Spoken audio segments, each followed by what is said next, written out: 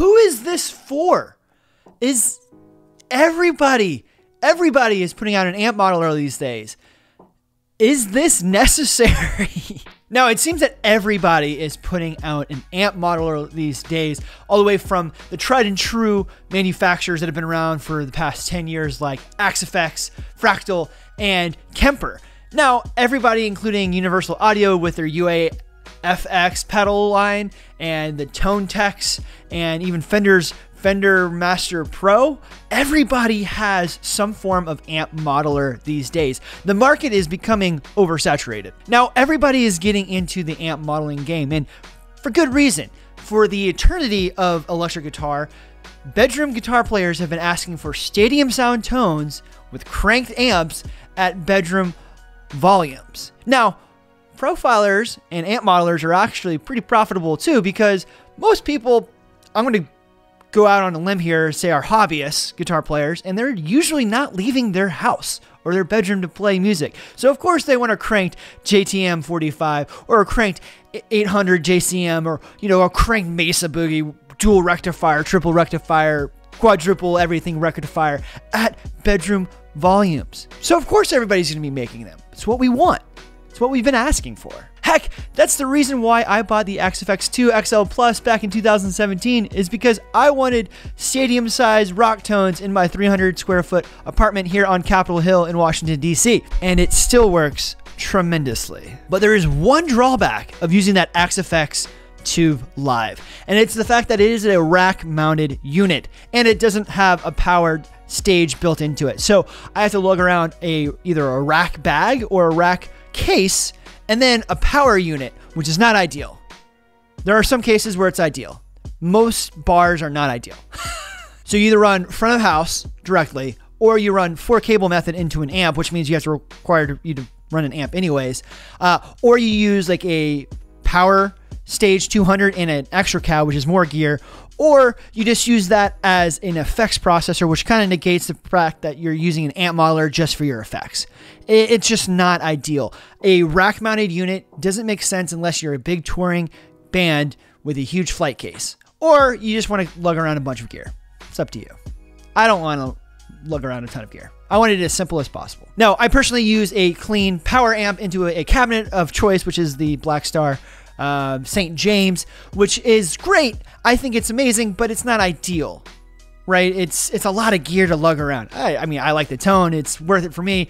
I'm relatively young and healthy and strong enough to lift it up a flight of stairs, but that's not everybody. Not everybody can lift up all that kind of gear. Not everybody wants to lift up all that kind of gear. I probably won't for the next, 50 years. I'll probably eventually change. And it's not ideal when you're playing with 15 other bands doing a 20-minute set, and you have to lug up the MFC 101, floor-mounted pedal switching unit as well. It's a lot of gear for a small amount of space. Now, if you're playing a 3-hour show, different story, but it's use case scenario at this point at best. So to alleviate these problems, the Helix and the HX Stomp came in and were like, hey, look, we have amp modelers in a pedal-sized platform. You know that dual distortion pedals that you have on your board? Look, the HX Stomp is that same size, and it does very similar things. Doesn't have the same processing power, but it does similar things. And then they said, you know what? We have a huge floorboard thing. It's about that big. It's not huge, but it's bigger, right? And it's called the Helix, and it has a ton more processing power. Amp modelers galore. And then Kemper said, whoa, whoa, whoa, like our toaster's cool, and our rack-mounted gear is cool, but the Fractal has the AX8. Now a Helix has...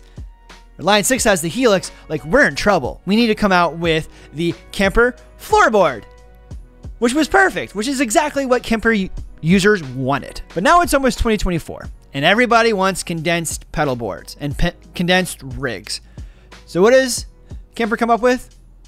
They come up with the Kemper Profiler Player, which is the size of those two aforementioned Boss distortion pedals. And it's not just smaller, it's also powerful. They claim that it is the most complete serving of professional amp tones and studio-grade FX per footprint, which I interpret to mean per size. But who is the new Kemper Profiler Player really for? Let's get into it. So some of the key features that Kemper is pushing on this new device is that it has the same amp selection as the Lunchbox and floor unit Kemper.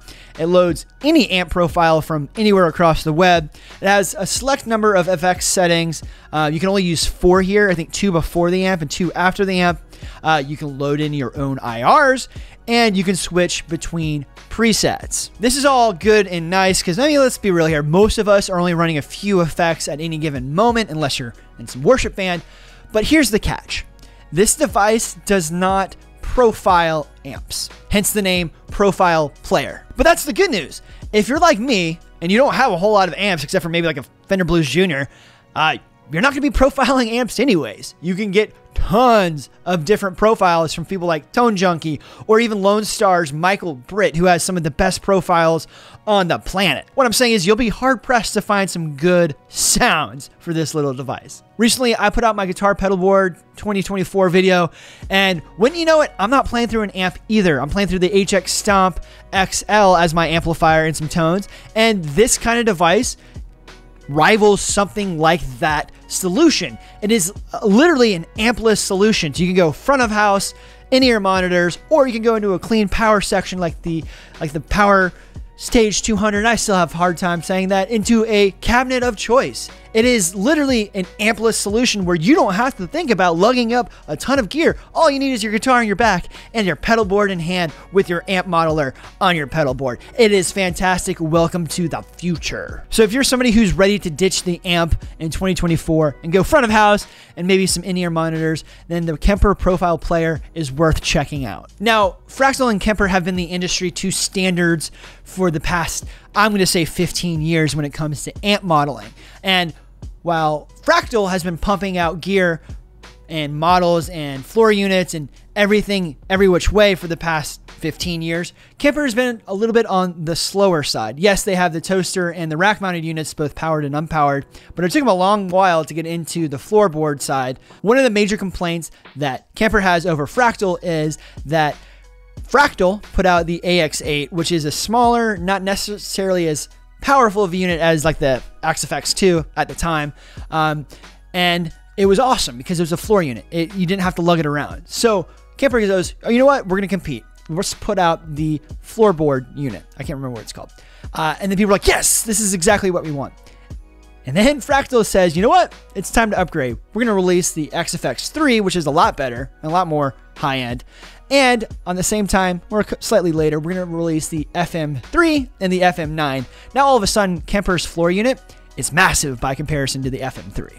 So Kemper's got to be thinking, how can we make this smaller? Now, all of a sudden, Kemper's floorboard unit is massive by comparison of the FM3. In a world that's heading towards simplicity and smaller gear and something to be proud of for having minimalist gear, or at least that's something that I'm proud of, you know, this is hitting at the perfect time for Kemper. Kemper's unveiling this sweet little device that can perfectly fit on any pedal board. Maybe not Pedal Train Nano, but most pedal boards. So paring down a huge floorboard unit to the size of 2 Boss distortion pedals is a huge deal. Now, you're not getting the same capacity and features and, you know, processing power as some of the larger units, but that's okay. Most people aren't going to be running dual amps. I know that's like not what a YouTuber is supposed to say, but most people aren't. I don't use it in stereo. I use everything in mono and run it through a cab. I like simplicity here. And I think Kemper is finally realizing that most bedroom players, or even some people, you know, who play like on bars every, you know, once a month, they want simplicity too. So if you're trying to fit everything on a pedal board like I am, Profile Player might be something that you should check out. I'm going to say something a little bit controversial here. This might be the perfect amp for beginners. Now, before you crucify me in the comment section, $650 is a lot of money for a beginner amp. But hear me out on this. If you want every tone from like metal down to clean Fender, you know, dumbly sounds, this might be for you. Now, I know you're first starting out and you don't know a whole lot about guitar, maybe a whole lot about effects, but it has everything you're going to need and going to want to play around with while you're learning guitar. One of the things I remember early on in my guitar learning process is that I didn't have a whole lot of effects. I had maybe a wah pedal, and I was like, why does this wah pedal not sound really heavy and distorted through a clean Fender amp that came, you know, 15 watt that came with like the Squire package. Like, why doesn't this sound good? Now, if I had like an amp modeler with a ton of effects, I could play around and get the sound that I have in my head and maybe encourage me to play more. So I think this is a perfect device for those who are starting out.